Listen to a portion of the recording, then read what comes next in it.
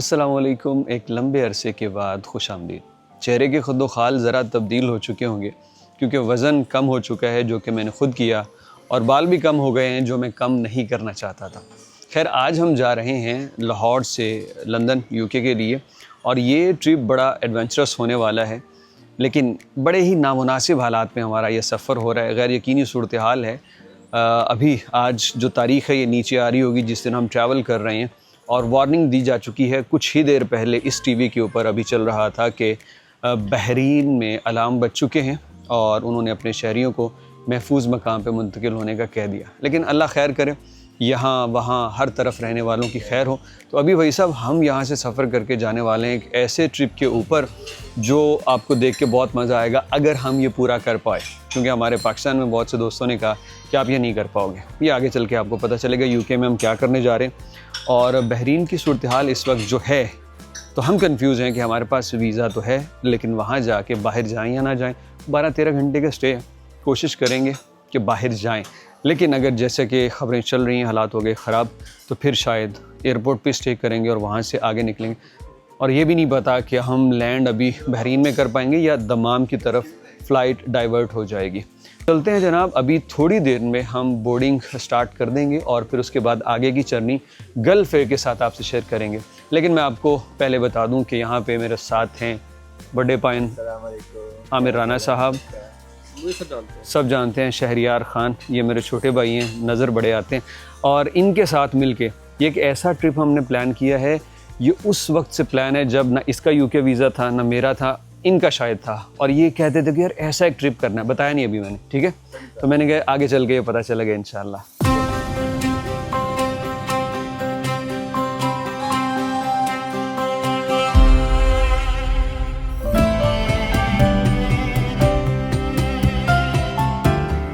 Gulf air से पहली मरतबा मैं सफ़र कर रहा हूँ। अब ये एयरलाइन कैसी है, यहाँ पाकिस्तान से बहरीन जाते हुए तो नॉर्मल फ़्लाइट ही होगी, बहरीन से आगे लंदन वाली फ़्लाइट में ज़रा पता चलेगा, क्योंकि वहाँ पे अपने फुल स्टैंडर्ड यूज़ करते हैं। लेकिन एक चीज़ जो मैंने इस एयरलाइन में, किसी भी एयरलाइन में पहली मरतबा देखी, वो ये आमिर भाई ने ये रखा हुआ था। मैंने कहा वाह, ये घर से अच्छा लेके आओ, मैट मोबाइल फ़ोन देखोगे रास्ते में। तो इन्होंने मुझे कहा कि भाई साहब ये खोल के दिखाइए ज़रा।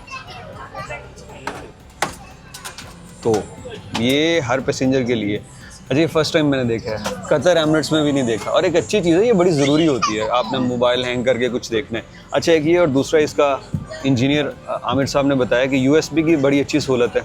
आप उसको यूँ लगाएं या यूँ लगाएं, वो दोनों तरफ से लगेगी, क्योंकि ये उल्टा USB भी लिखा हुआ है जी। ऐसी है, पहले आप जब वो USB दिखाएं, जब आप USB लगाते हैं, पहले आप यूँ लगाते हैं वो नहीं जाती, फिर आप यूँ लगाते हैं वो बिल्कुल नहीं जाती, फिर आप दोबारा उसको लगाते हैं वो लग जाती है। तो उन्होंने दोनों ऑप्शन दे दिए, आप जिस तरह भी लगाएंगे USB लग जाएगा। ये इंजीनियर साहब ने वैसे एक नई दरियाफ्त की है। एनीवे, ये थोड़ा सा जोक था। लेकिन अब यहाँ से हमारी फ़्लाइट कितनी देर की होगी? 3 घंटे की। 3 घंटे की 3 घंटे की फ़्लाइट है, और इस फ्लाइट में हमने बस चिल ही करना है। कोई ज़्यादा वो भूख भी नहीं है, तो इसका वो खाने के ऊपर हम रिव्यू नहीं देंगे या कोई कमेंट पास नहीं करेंगे, क्योंकि खाने का इतना मूड नहीं है। झूठ बोल रहा है, भूख लगी है। एक बात मैंने गलत कर दी कि मैंने ये खाने की बात जो है ना खुद अपने तय कर दी, हालांकि मुझे मशवरा करना चाहिए था। हाँ भाई, पहले आप भूख लगी हुई है, लगी है। हाँ, खाना खाया और तभी जहाँ से खाना फर्ज होता है। फर्ज होता है, पैसे भरे हैं ना, पैसे दिए हुए हैं। दूसरा अपने कामरा साढ़े काम च लत नाल है, तू नहीं खानी ना खा, सिर्फ रोटी खानी है। ये सही। ये मेरा दोस्त माजिद मलिक भी मुझे कहता है, कहना भाई तू नहीं खानी तो चुप कर जाना, अगले ਨੂੰ क्यों कहना भाई नहीं खानी।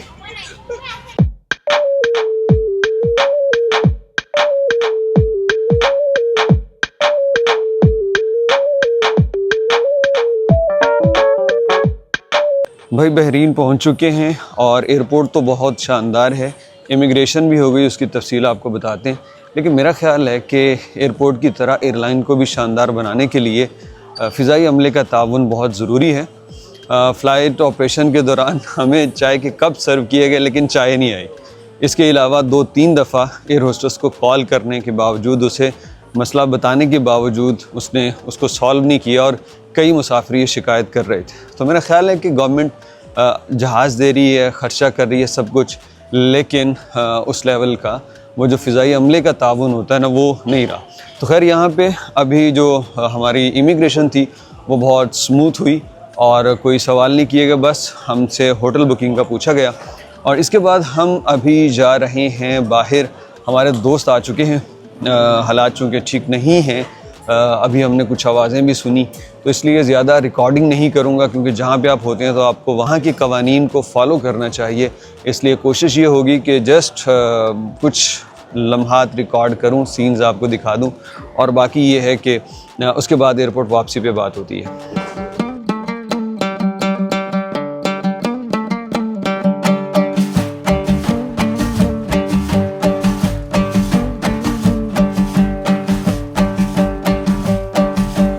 عجب حال و هوایی داره غربت، عجب حال و هوایی داره غربت، کنم از دست تنهایی شکایت، کنم از دست تنهایی شکایت. نیا همراز و یا یک همزبانی، یا همراز و یا یک همزبانی.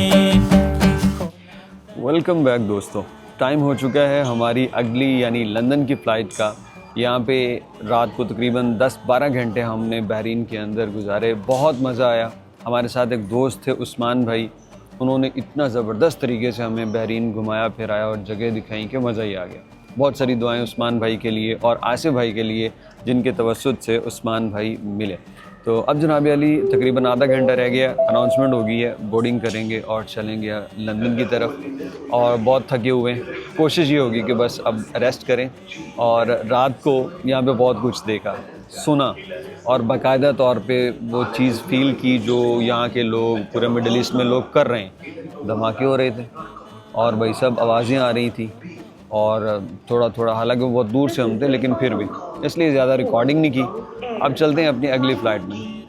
ये फ़्लाइट पाकिस्तान से आने वाली फ़्लाइट से ज़रा बेहतर है, लेकिन इसमें एक तो जब एंटर हुए तो डोर के ऊपर पेंट और रिपेयर के हालात देखे, और फिर विंग के ऊपर जो मैंने देखा ना भाई साहब, अब टेक्निकली तो इंजीनियर्स ही बता सकते हैं, डेफिनेटली सेफ़ होगा, लेकिन ना ये क्रैक्स और ये पेंट देख के ना मैंने कहा या अल्लाह बस खैर सलामती पहुँचे। खैर इंशाअल्लाह रोज़ाना की फ़्लाइट है, पहुँचती है, हम भी खैरियत से पहुँचेंगे। लेकिन एक काम की बात आपको बताना चाहता हूँ, अगर कभी सफ़र करते हुए आपकी कोई कीमती चीज़ जहाज़ में रह जाए और आप चले जाएं, तो ये टिप आपके लिए। कल जब मैं आया तो ये मेरा माइक है, ये जहाज़ में ही रह गया। यहाँ फ्रंट सीट पे ये जो पॉकेट होती है सीट के आगे, तो यहाँ पे जब मैं बाहर निकला बहुत देर बाद याद आया, मैं गल फेयर के काउंटर पे गया। अब वहाँ पे साहिब तो कहते क्या गुम हुआ, मैंने कहा माइक है, कहते वो नहीं मिलते, वो पुलिस को रिपोर्ट करनी पड़ती है वगैरह वगैरह। मैं बड़ा हैरान, मैंने कहा यार एक माइक है, पुलिस कहाँ से आ गई। उसने मुझे मेरी बात नहीं सुनी। मैं फिर दोबारा रात को गया, बात नहीं बनी। फिर एक स्टाफ को मिला तो उसने कॉल करके पता किया और कहा हाँ वो तुम्हारी चीज़ है, लेकिन उसने मुझे दी नहीं क्योंकि उसकी ड्यूटी ख़त्म हो गई थी, वो चली गई। फिर सुबह मैं फिर गया, स्टाफ नहीं था, फिर गया तो 6-7वीं मरतबा मेरी ये बोर्डिंग से 10 मिनट पहले ये माइक मुझे वापस मिल गया, जिससे मैं अभी रिकॉर्डिंग कर रहा हूँ। बात करने का मकसद ये है कि बसा औकात लोगों के मिजाज तब्दील होते हैं। अगर कोई चीज़ रह जाए प्रॉपर उसको रिपोर्ट करें, अगर वक्त है तो रिपोर्ट करने के बाद ऑफिसर तब्दील होने का इंतज़ार करें अगर वो बात नहीं सुनना। तो खैर मुझे ये माइक मिल गया, मुझे इसकी वजह से बड़ी खुशी हुई। और अभी आगे के लिए नसीहत हुई यार, ब्लॉगिंग जो है ना वो आसान काम नहीं है। आप यकीन करो कि बहुत सारी जगहों पे मेरी चीज़ें गुम होती हैं, और कभी मुझे शहरियार बता रहा होता है ए चुक, कभी आमिर भाई कह रहे होते हैं कि भाई ये उठाओ। तो व्लॉगिंग करने में ना एक तो कुर्बानी ये होती है कि बंदा लाइव सीन मिस करता है, दूसरा चीज़ें भूलना, क्योंकि एक वक्त में आप कितनी चीज़ें साथ लेके चल रहे होते हैं। लेकिन खैर फिर वो एक मेमोरीज भी हो जाती हैं, साथ साथ चलता रहता है। और ये माइयाँ पहना होने ना, बस सर्दी बहुत ज़्यादा हो गई। रात को वैसे हमारी बुरी हालत हो गई थी इधर एयरपोर्ट पे, फिर हम ढूंढते थे जहाँ एसी ना चल रहा होगा वहाँ जाएंगे। तो खैर भाई टाइम हो गया है, इंशाल्लाह 6 घंटे सोते हैं, आँख खोलते हैं लंदन में 6 या 6.5 घंटे, 6 घंटे 35 मिनट इंशाल्लाह 6 घंटे 35 मिनट में हीथ्रो लंदन।